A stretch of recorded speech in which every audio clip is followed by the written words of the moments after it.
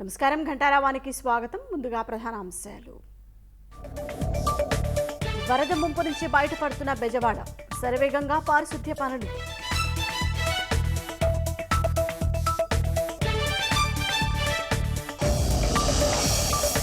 నేటి నుంచి వరద బాధితులకు నిత్యావసరాల పంపిణీ, ముంపు కాలనీల్లో అందజేయనున్న ప్రభుత్వం.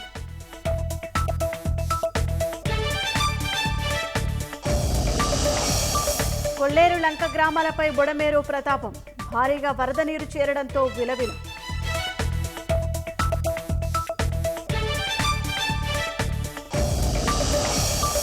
మాజీ ఎంపీ నందిగం సురేష్ హైదరాబాద్లో అరెస్టు, పారిపోయేందుకు యత్నిస్తుండగా మాటు వేసి పట్టివేత.